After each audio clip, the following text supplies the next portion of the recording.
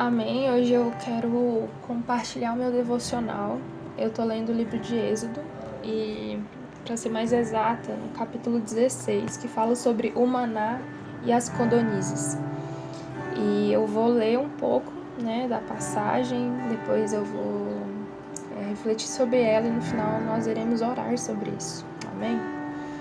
Lá no capítulo 16, a partir do versículo 11, diz assim: O Senhor disse a Moisés: Ouvi as queixas dos israelitas. Responda-lhes que ao pôr do sol vocês comerão carne, e ao amanhecer se fartarão de pão. Assim saberão que eu sou o Senhor, o seu Deus. No final da tarde apareceram codornizes, que cobriram o lugar onde estavam acampados. Ao amanhecer havia uma camada de orvalho ao redor do acampamento. Depois que o orvalho secou, flocos finos semelhantes à geada estavam sobre a superfície do deserto. Quando os israelitas viram aquilo, começaram a perguntar uns aos outros: "Que é isso?" Pois não sabiam do que se tratava. Disse-lhes Moisés: "Este é o pão que o Senhor lhes deu para comer." Assim ordenou o Senhor: cada chefe de família recolha quanto precisar, um jarro para cada pessoa da sua tenda. Os israelitas fizeram como lhes fora dito. Alguns recolheram mais, outros menos. Quando mediram com o jarro, quem tinha recolhido muito não teve demais, e não faltou a quem tinha recolhido pouco. Cada um recolheu quanto precisava. Ninguém deve guardar nada para a manhã seguinte, ordenou-lhes Moisés. Todavia, alguns deles não deram atenção a Moisés e guardaram um pouco até a manhã seguinte. Mas aquilo criou bicho e começou a cheirar mal, por isso Moisés tirou contra eles. E a cada manhã todos recolhiam quanto precisavam, pois, quando o sol esquentava, aquilo se derretia. Enfim, eu fiz uma breve anotação aqui do lado, que diz assim: os israelitas estavam acostumados a sentar ao redor de panelas de carne no Egito, e isso era bom porque os alimentava. Eles acreditavam que isso era o melhor. Quando foram para o deserto, o Senhor enviou para eles algo diferente, ou seja, o maná, provisão santa. Eles estranharam, porque não faziam sentido. Qual é a reflexão dessa passagem? Os israelitas, eles estavam sendo escravizados no Egito, certo? Por Faraó. E o que acontece é que, mesmo naquele ambiente de escravidão, eles precisavam sobreviver. Então, eles eram alimentados com alimentos que os sustentavam, que davam força a eles, porque eles precisavam utilizar da força para construir coisas e para servir o faraó, enfim. E eles tinham essa imagem, sabe? Que a panela de carne os alimentava e isso era o melhor. E quando Moisés foi enviado pelo Senhor para tirar eles daquela escravidão e levou eles para o deserto, porque eles precisavam passar pelo deserto para chegar à Terra Prometida, o Senhor, ele não tirou eles do Egito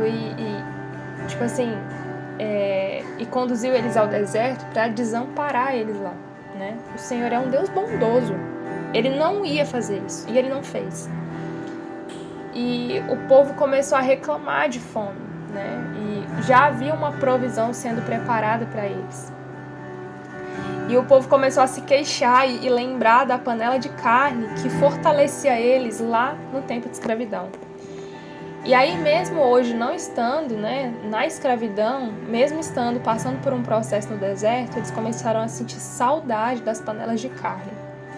E começaram a reclamar contra o Senhor, começaram a se ofender com aquela situação, começaram a ir contra o Senhor, começaram a murmurar muito. E isso entristeceu o coração do Senhor, isso irou o coração de Moisés. E o Senhor estava preparando uma provisão santa para eles, E essa provisão é muito interessante porque a provisão ela funcionava o seguinte: lá no versículo 13 vai falar que no final da tarde apareceram codornizes que cobriam o lugar onde eles estavam acampados, e ao amanhecer havia uma camada de orvalho ao redor do acampamento. E depois que o orvalho secava, flocos finos semelhantes à geada estavam sobre a superfície do deserto. E esse processo era o que resultava o maná, que era aquilo que os alimentava. E é muito interessante porque o maná, ele era semelhante a pão, era branco como semente de coentro e tinha gosto de bolo de mel. E é muito interessante porque o Senhor poderia simplesmente colocar panelas de carne para eles magicamente? Poderia. Só que o Senhor, ele não queria simplesmente os alimentar naquele momento, né? Ele queria ensinar os israelitas que a provisão da vida deles vinha diretamente das mãos do Senhor. Só que a provisão, ela precisa passar por um processo. E o processo, ele treina a fé daqueles que acompanham o processo. E durante esse processo do pão, do maná, era muito interessante porque Deus era tão gracioso que ele enviava, né, a quantidade necessária para aquele dia. Ou seja, ele queria constantemente fortalecer a fé do povo israelita.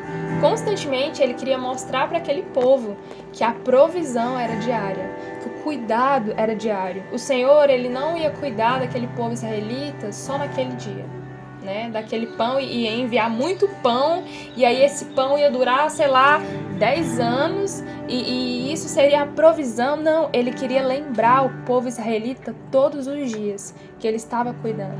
O Senhor conhecia o coração do povo israelita, sabe? O Senhor, ele sabia que o coração do povo israelita era um coração desobediente, era um coração ansioso, era um coração temeroso, era um coração que não era submisso ao Senhor, à sua liderança. Então o Senhor, ele precisava mostrar a provisão diária para eles. E isso mexeu muito comigo, porque quantas e quantas e quantas vezes nós esperamos algo no Senhor, né? E nós estamos acostumados com coisas que saram a nossa dor, ou que, nós temos uma necessidade e tem algo que supre essa necessidade, né? Nós estamos com fome e a gente sabe que a carne, ela supre a nossa fome, e por a gente saber, a gente pensa que só a carne vai suprir a nossa fome, que outra coisa não vai suprir. E é muito interessante porque o Senhor, ele vem nos ensinar que ele sabe aquilo que vai nos suprir, sabe? E ele sabe de coisas muito melhores. Muitas vezes nós estamos apegados, igual o povo israelita, às panelas de carne. Mas o Senhor quer nos ensinar que há um maná diário. Um maná que muitas vezes nós não entenderemos. Igual o povo israelita, ele perguntou: o que é isso? Eles olhou lá para aquela sementinha branca, né, e falou assim: gente, tem gosto de bolo de mel e, né, ok, mas assim, o que é isso? E essa indignação, humanamente falando, faz sentido, sabe? Tipo assim, ok, né, fazia mais sentido a gente se alimentar com carne, se fortalecer com carne. Por que esse maná agora? Por que Deus não envia uns animais para o deserto e a gente vai alcançá-los e vai caçar eles e vai se alimentar deles? Eu sei lá. Por que Deus está mandando um maná? E aí a gente chega na nossa vida, pessoal. Quando Deus, ao invés de mandar as provisões que nós esperamos, ao invés de responder as orações que nós queremos que Ele responda, ao invés dele entregar coisas que nós queremos que Ele entregue nas nossas mãos, Ele entrega outra completamente diferente. E nesse momento a gente se indigna, porque não faz sentido, né? A gente pergunta: o que é isso? Mas assim como o maná não só supria o povo israelita, mas alimentava a fé deles, assim somos nós, assim, os processos que Deus nos leva a viver. O Senhor vai nos entregar coisas, né, muito diferentes daquela que nós esperamos, e que vai nos sustentar muito mais do que as panelas de carne que nós estamos acostumados.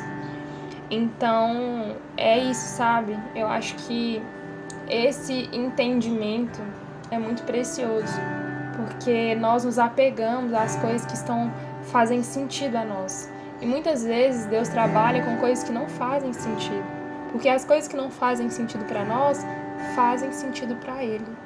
Muitas vezes a gente se ofende quando a gente passa por uma situação que a gente não entende o que está acontecendo, ou por que o Senhor mandou esse maná e não aquele que a gente estava esperando.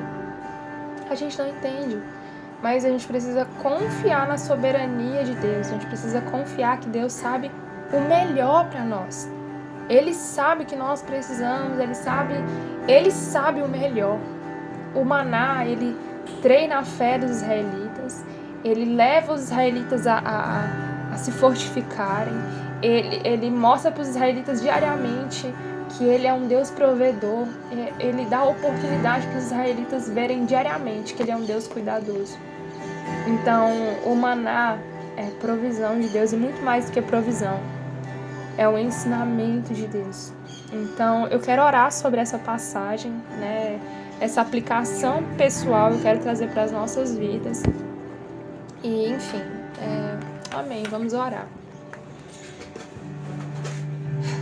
Senhor, nosso Deus e Pai, Jesus, nós aprendemos hoje sobre o maná, né, que alimentava o povo israelita.